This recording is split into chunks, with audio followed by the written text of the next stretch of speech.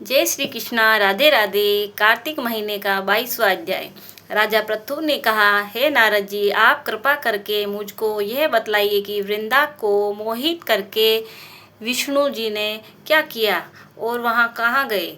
तब जब देवता स्तुति करके मौन हो गए थे तो शंकर जी ने प्रसन्न होकर देवताओं से कहा, हे ब्रह्मा आदि देवताओं, जलंधर तो मेरा ही अंश था। मैंने उसे तुम्हारे लिए नहीं मारा, यह मेरी सांसारिक लीला थी। फिर भी आप लोग सत्य कहिए कि इससे आप सुखी हुए या नहीं। तब ब्रह्मादि देवताओं के नेत्र हर्ष से खुल गए। उन्होंने शिव जी को प्रणाम करके विष्णु जी का सब वृत्तांत कह सुनाया। तो उन्होंने बड़े प्रत्यंश से वृंदा को मोहित किया तथा वह अग्नि में प्रवेश करके परम गति को प्राप्त हुई। देवताओं ने यह भी कहा कि तभी वृंदा की सुंदरता पर मोहित हुए विष्णु जी उनकी चिता की राख लपेटे हुए इधर उधर घूमते हैं। अतः आप उन्हें समझाइए कि क्योंकि यह प्राकृतिक चराचर आपके अधीन है।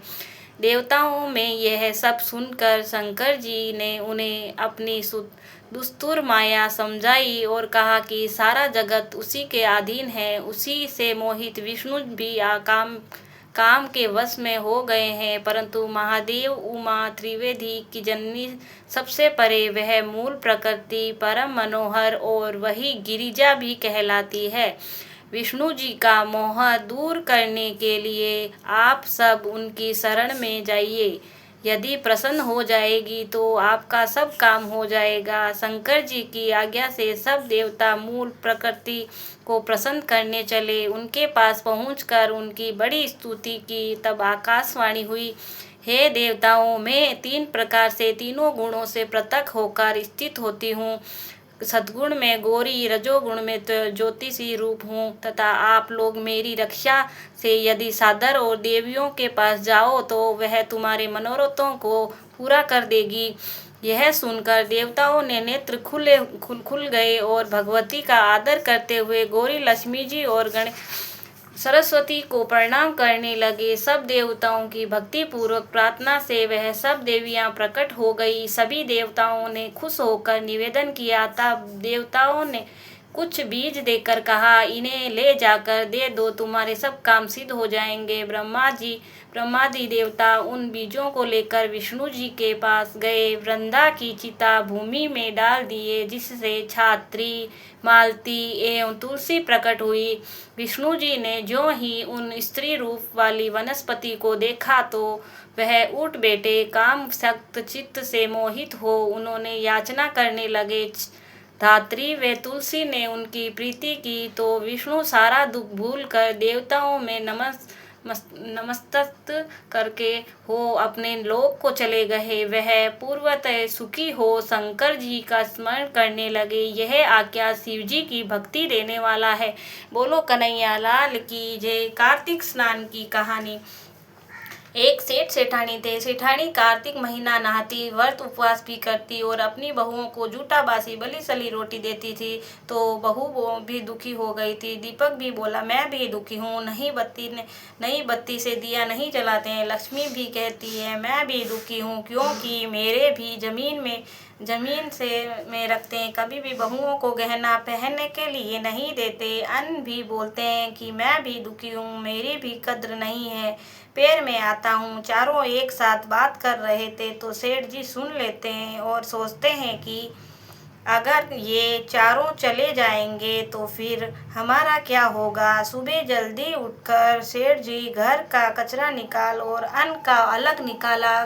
गाड़ो खोद के गहना सबको गहना पहनने के लिए दिया और बोले कि अब आज से कोई भी ठंडी बासी बली सली रोटी किसी को मत देना।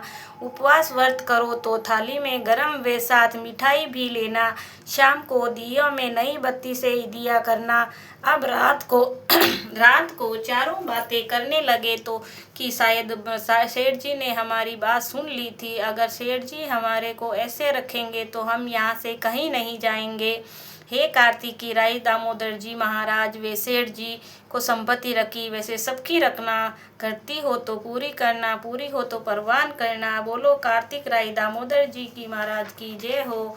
तुलसी माता की कहानी। कार्तिक महीने में सब औरतें तुलसी जी को सींचने जाती। सब तो सींच कर आती, परंतु एक बुढ़िया आती और कहती कि है तुलसी माता सबकी दाता, मैं तेरा बिड़ला सींचती हूँ, मुझे बहू दे, पीले रंग की धोती दे, मीठा मीठा घास दे, बैंकुट में वास दे, चटक सी चाल दे, अच्छी सी मौत दे, अच्छा सा राज दे, दाल भात खाने को दे और 11 के दिन दे, कृष्णा का खंदा दे। तब तुलसी माता बात सुनकर सूखने लगी। तो भगवान ने पूछा कि है तुलसी, तुम क्यों सूख रही हो? तो तुलसी माता ने कहा, मेरे मन की मत पूछो।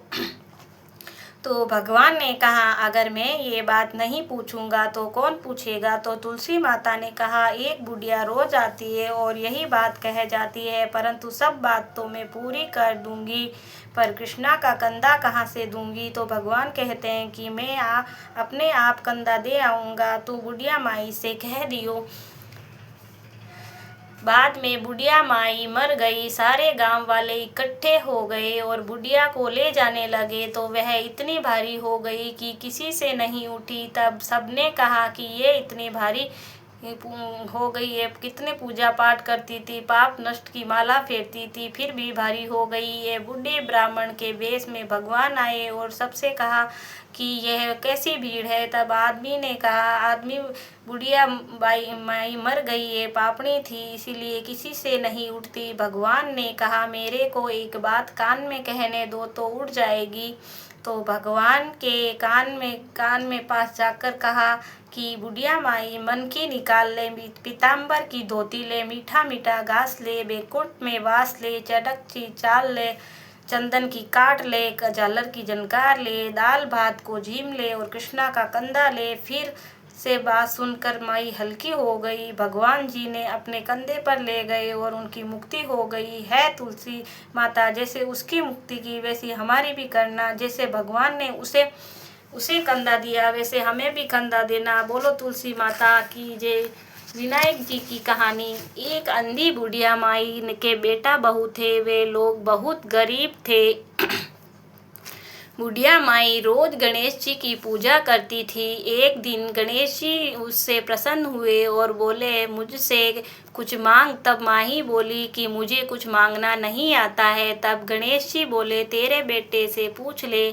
तब तो अपने बेटे से पूछी। तब बेटा बोला कि माँ धन मांग ले। बहू से पूछा तो कहा पोता मांग लो। तब माई ने सोचा, ये दोनों तो अपने मतलब की मांगने को कह रहे हैं। सो उसने पड़ोसन से पूछा। पड़ोसन बोली कि अरे तू तो क्यों धन मांगे, क्यों पोता मांगे, कुछ अपने लिए भी मांग ले, दीदा घोड़ा मांग ले, आंके घुटने मांग ले। तब घर आकर माई ने ऐसी चीज सोचा कि ऐसी चीज मांगनी चाहिए जो बेटे बहू भी राजी हो जाए, अपना मतलब भी हो जाए।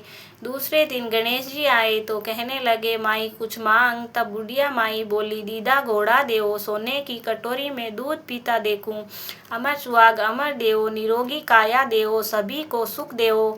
तब भगवान गणेश जी बोले, माई तूने तो मुझे ठग लिया है, सब कुछ तो मांग लिया है और कहती है कुछ मांगना नहीं आता। पर ठीक है, सब ऐसा ही होगा। अंतर्ध्यान हो गए। बुढ़िया माई को वैसा ही सब कुछ हो गया। गणेश जी महाराज जैसा माई को दिया वैसे सबको देना। बोलो विनायक जी महाराज की जय हो। सब कहानी के बाद लपसी तपसी की कहानी कही जाती है। एक लपसी तपसी था। तपसी तो भगवान की तपस्या करता था और लपसी सवा शेर की लापसी बनाकर भगवान को भोग लोटा हिलाकर जिम लेता था। एक दिन दोनों लड़ने लगे। तपसी बोला मैं बड़ा हूँ, लपसी बोला मैं बड़ा हूँ। इतने में नारद जी आए, तुम दोनों क्यों लड़ रहे हो? तो लपसी ने कहा मैं बड़ा हूँ। तपसी ने कहा मैं बड़ा हूँ। तपसी बोला मैं सारे दिन भगवान की पूजा करता हूँ। तो नारद जी बोले कि मैं तुम्हारा फैसला कर दूंगा। दूसरे दिन तपसी नहाकर आने लगा तो नारद जी ने 1.25 करोड़ की अंगूठी उसके आगे फेंक दी। उसने आंख खोलकर देखा तो 1.25 करोड़ की अंगूठी पड़ी है। तब तपसी ने यह अंगूठी उठाकर गोद के नीचे दबा ली, तपस्या करने लगा। लपसी सुबह उठकर नहाकर 1.25 लापसी बनाकर भगवान को भोग लगाकर लोटा हिलाकर जीमने लगा।